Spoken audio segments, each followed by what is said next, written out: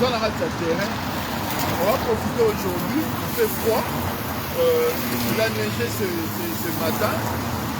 Donc, quand on a choisi, il faut que les mapes pour ma belé pour la boca na biso. Et je pense que il faut donc comprendre une chose que Mokezo qui est mabé, Mokezo qui est bien. Oui, effectivement, il n'y a personne dans la rue, il pleut, neige les ali, Mali les ali. Tout ça, tu vois, gelé dans ma colo, bon, Mali net il y a Canada, les États-Unis, il y a la raté, mais en tout cas, du moins, Mali il y a en France, il y a en Europe, ma beaucoup est gelé, ma colo est gelé. Mais Tolobito se faire souffrance, il y a qu'on l'examen message, il y a qu'on ça exemple. Malgré Malili, malgré neige, qui n'a pas de libanda. Tout ça libanda pourquoi? Tout ça libanda parce que Mboka a mabé. Tout ça libanda parce que Mboka comme Okene. Tout ça libanda parce que Bana Mboka, ba Congolais, un groupe de Congolais, balingi ba kanga Mboka na biso en otage. Est-ce que Yonanga to continuer à coller la kana ba émotion na Facebook? Na Congo to comme ka ba spectateur, tous la ba sango ba convoquer nous na manifestation. Pourquoi bino peuple Mboka Mobiba? Pourquoi on a manipulé par des hommes de Dieu? Oui, Nzamba Zali, Nzamba existe à Sala Moussala. Oui, va pasteur, va Sambo, va Niva Tana pour la presse message. Est-ce que rôle n'a pas mot primordial Yangoana? Yo moko mwana mboka o banali ko privé ba boto lio liberté na ba boto lio ba opportunité na ya ko vivre na mokili. Résolution ni yo zui. Bon exemple, nous avons un temps pour exemple, tout à l'heure, il y a Mali et Sénégal. Bazali ko buka, bazali ko panza, pour manifester colère na bango. Et là, on dit les Congolais, on banda ko buka, on banda ko panza. On voit des militaires en armes, munduki. Alors que les Lanzala pas la présidente de la République, on a zone yokolae. Naba moka musu na mokili mususu, bako beta président on a massas parce que toi tu es policier. Toi, tu es militaire, tu as l'arme, tu as tout ce qu'il faut. Mais Moutou, on a zone yokola qui ne veut pas te payer, yona yodo ke neko sengaye appelle ça ombong mozana munduki. Alors il faut être quand même congolais kaka pour agir nengwana. Na ba mboka musu na mokili mususu, massa c'est ko beta mabako boma batu. C'est pour ça qu'on est là, nous devons continuer à mobiliser. Au Sengi na bande qu'on a vu sur la Congo, au Téléma. Bon, c'est la mode de où tu n'as pas de politicien, tu n'as pas de sangoté, pour qu'il y ait des. Bon, on continue à souffrir tant que nous avons tué et l'Ike n'a vu dans la bataille.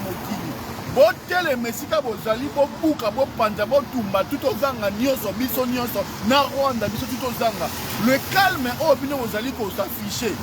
La pacification, on va promettre à opposants, na yo peuple, et donc au servir na Rwanda, na ba étranger, on va lingi mboka ane kene na souffrance. Bo tumba, bo baby, sa bo ziki, sa bo buka, bo panta, bo piller, tout aux zanga biso, na bango na biso zanga biso nyoso tout. Et je pense qu'à partir on a des solutions koya. Le jour où on avait décidé de chasser le Belge, c'est à partir de mon respect ba Congolais yaki.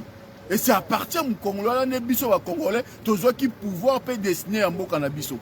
Les Américains ne viendront pas à Kinshasa pour faire la guerre avec nous ou contre nous. Ils ne seront pas là. Les Rwandais ne feront pas la guerre contre nous, les Congolais. Ceux qui ont télémito, vito, bengana bango.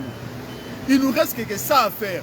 Et la diaspora, bande konanga diaspora na osuka parce que Mali li pèse ali ne peut pas signer caméra pour Mali les ali. Moi, il y a une chose. To comme comptable, il y a accompagnement, il y a occupation dans la carte du Congo. To comme accompagner le système. Réseaux sociaux, et comme même dans la logique, il y a accompagnement et système. To bosani ba fondamentaux na biso. Biso nyonso batutu, to comme symboliser bitumwa na biso na concert, na musique. Lorsqu'il y a un concert, il y a un grand nombre. Oh, Chilombo soit à Bruxelles, il y a un battoir qui est boulissa Chilombo. Chilombo, Denis Niakeru, Azaranda Kuna Ukle.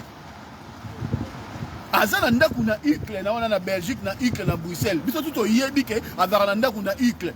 Moukolombo, quand tu as décidé de faire la manifestation devant Chilombo. À ce moment-là, comme ça, na Waterloo. Mais tout est yébike, Chilombo, Azaranda Kuna Ukle. Parce qu'il y a quelqu'un avant de Waterloo, to yebi yango. Bande ko na Belgique ba yebi ta mu Chilombo ya ka sali une semaine ba yebi ke Chilombo na Bruxelles. mutu moko azwa initiative ya okende kosala manifestation contre Chilomote aza te na Belgique mutu moko aza te mais omona bato bakolia na réseaux sociaux kaka baémotion na baémotion là où il faut se manifester baza te. Et à un certain moment, à force, il y a une incapacité, il y a qu'on mener l'action. Et au à Paris, pour concentrer l'énergie dans Paris, il y a Belgique va concentrer l'énergie dans Belgique, il y a Londres va concentrer. Comme ça, tu tirer le combat vers le haut. Parce que ceux qui viennent dans le monde, ils vont mobiliser, ils vont mettre pression dans le monde, mobiliser pour la diaspora, ça ne marchera pas. Parce que le combat n'est pas seulement la France. Le combat, c'est aussi la Belgique. Avant, c'était lorsqu'il y avait une manifestation, les combattants à Belgique se mobilisaient à fond et Paris venait en renfort.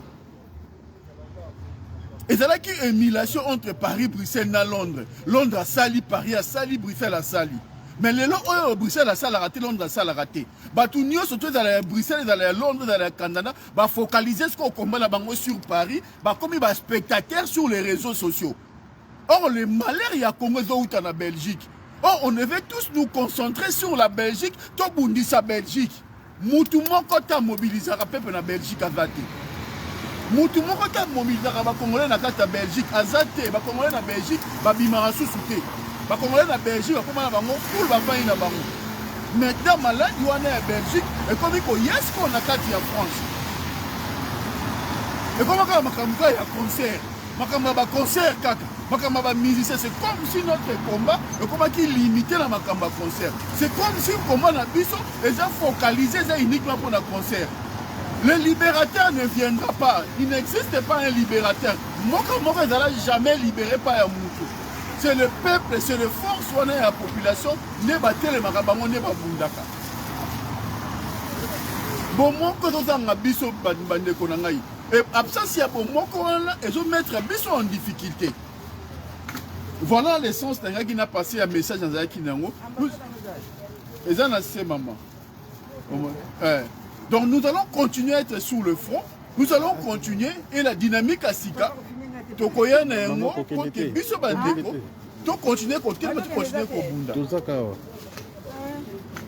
Donc ingeta bandeko baza koya malgré malili tozali awa.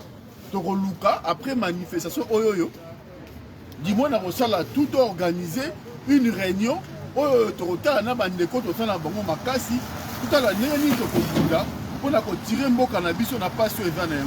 Peuple congolais, vous savez, si vous avez un bon tumba, bon pillé, bon bouka, tous les américains, les français, les belges, les rwandais, bon panza, bon bouka, tous les familles, tu le mobile, tout les parce que tant que vous avez vendu, tout le moment où ils vont contre la caisse à l'État, ils vont partager à mon famille. Les Rwandais contrôlent le Kivu et les Américains et tout ça, les Belges sont là derrière Katanga et tout ça. Ils ont vendu aux Orolela, ils ont vendu la Ambonga de la solution, ils ont vendu, oui, ils ont vendu aux Orolela, libération et où tu as ceux qui n'ont pas libération pour y être ceux qui ont télémité. Et la diaspora, tout le monde a émotion. Facebook et comment on a encore un réseau social, mais émotion pas les Congolais, mais émotion pas émotion. Oyemba kaka na koyemba, musique na koyemba, nzala, ozolela nzala na koyemba. Tout est comme kaka ndengwana. Jusqu'à quand nous allons continuer comme ça? Donc comme on a capacité à côté les dirigeants na biso comme colonie, na Mali na Sénégal il n'y a pas de leaders. Le peuple est dans la rue parce que le peuple souffre. Ceux qui passent l'équipe au Boukabo Tumba. Les militaires barobunda bazate. Boze la teke libérateur à Roya, boze la politicien mokote, boze la moutumote, boze la église catholique. Et ça les lots. Voilà, merci pour le message, merci.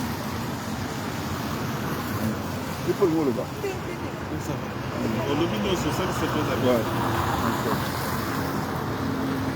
Voilà. On est là, on continue. Là, préfecture a péquisito comme jusqu'à l'ambassade de Rwanda. Donc, on va bloquer Bisoto Sukiawa. Les policiers sont en civil et les militaires, la gendarmerie est devant l'ambassade de Rwanda. Donc, on va tout l'ambassade de Rwanda. On a bomona ndengenini, ba gendarme, ba tondi ba bloquer l'ambassade de Rwanda pour nous sécuriser. Donc, peuple congolais ici qu'aux Ali, peuple zaïrois ici qu'aux Ali. toza na obligation patriotique ya défendre mboka o. Toza na obligation patriotique ya kozala libanda parce que za mboka bakoko na biso. Et za mboka na biso, nous n'avons que le Congo. Toi les lots msusu te. Et les lots est comme elo comment est comme kolekela biso. Peuple, il faut que les maillots moko parce que tu as personne ou à kosenga yo obima pour revendiquer ba droit na yo. Ba revendication ba politique ezali ko dépolitiser seni. On sait que la dépolitisation a saigné quoi apporter rien n'a pas si na yo na problème ba préoccupation majeure ouais l'équipe dépolitisation a saigné zali. Ba revendication ba politicien za yoté. Yo revendiquer ba droit na yo souffrance na yo misère aux anengo. C'est ce que nous demandons au peuple congolais. Mouta revendiquer est essentiel. Les politiciens vont revendiquer les élections. Yo, le peuple congolais, tu dois revendiquer la souffrance dont tu vis. Ou dénoncer souffrance au yo zanengo. Ingeta, merci.